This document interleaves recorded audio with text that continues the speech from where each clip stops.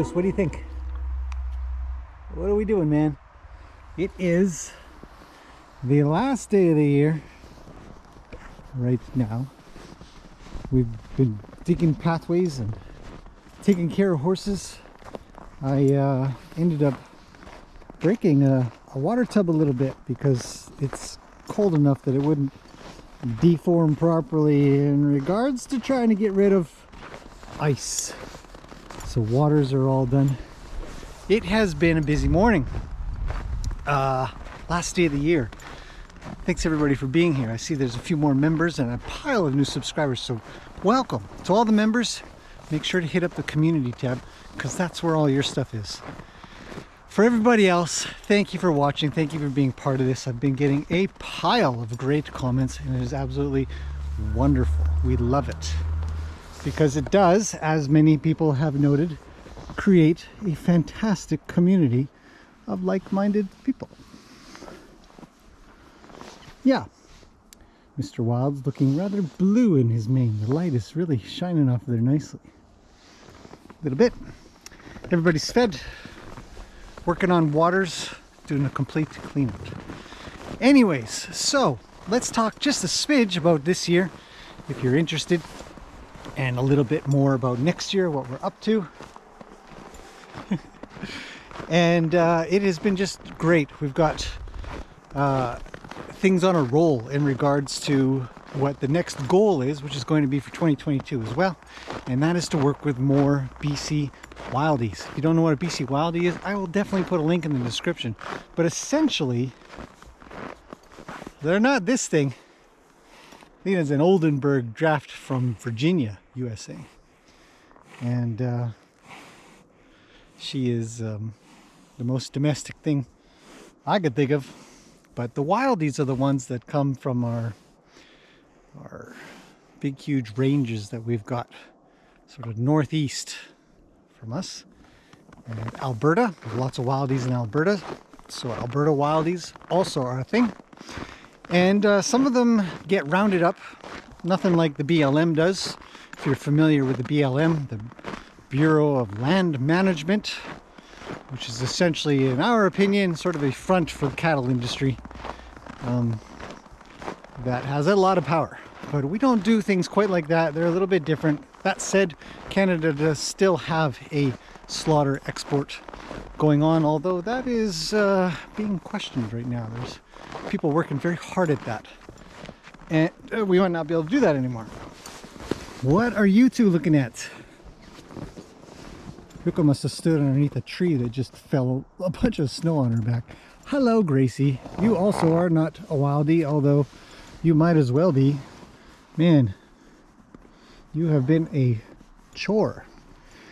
Sometimes, actually, I try to make the point also that sometimes the domesticated ones are harder because they've been negatively influenced for a little too long, and it turns them into even more scared than what a feral horse might be, which is what we've got.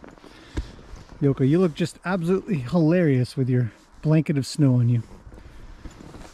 Anyhow, so the point is, what I'm trying to say is we want to do more in that world.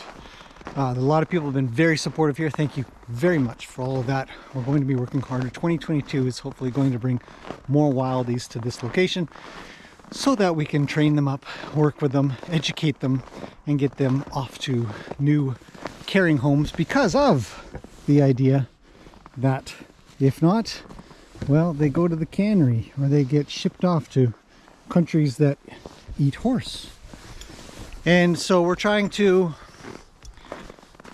help that, and every horse matters in that regard.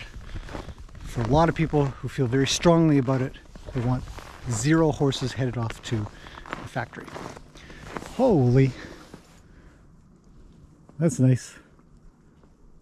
The wind picked up for a second and blew all the snow off. Rody looks amazing in the snow, doesn't he?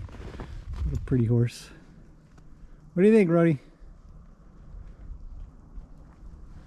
Just fantastic. So 2022 is going to bring, that is the plan, or that is one of the plans, along with hopefully a little bit more growth here. I'm going to move into the forest a little bit more with some pathways, but that will wait till summer. Until then, I absolutely will be putting out more material. What is it, Luke? What can I help you with? Hi, buddy. Yeah.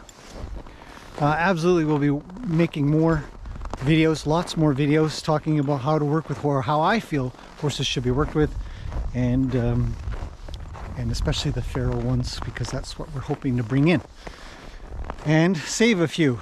So the other thing that I want to get started on, and I've been carrying around with me just because we just went and picked this up, but I've got here what's called a mechanical hackamore. And this is going to be the first in a series of videos that I would like to do talking about the gear that we use with horses. There's a lot of anecdotal stuff out there. There's a lot of subjective opinions. There's a lot of, it's all about the hands. And I kind of think in my head an awful lot. What do you mean by that? What do you mean it's all in the hands? So I want to talk about that. And this is going to be the first of many head stalls and materials and gimmicks and, you know, tack, let's call it tack, that we use with our horses to get them to do things. Yes, Lena, you look absolutely fantastic. So hopefully you'll want to enjoy some time learning. It's going to be the science. I don't plan on speaking about subjective things. We're going to be talking about objective things, meaning that we're going to understand how these things work, why they work the way they do, what they do to the horse, what they do for the human, those kinds of things. So if that interests you and you're really sort of pumped about learning about horse behaviors and some of the things that we do with them and why, and you're interested in BC Wildies, well, this is the place to be. And if you can, subscribe. You know, you'll get a little notification that says something's coming in. And on a little tiny side note, we are at the end of the year and we're sitting at something like 9,930 something of amazing people that have actually hit that subscribe button.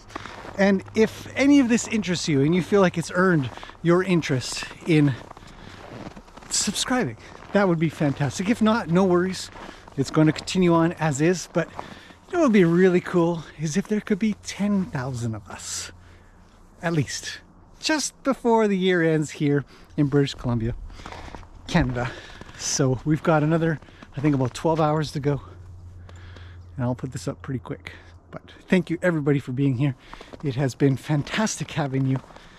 This is our world. We're still dealing with the snow, and it's supposed to snow again tomorrow. So working hard. That's it. I'm going to check out this video right here and now. Thank you everybody again for being here, and I'll see you next year.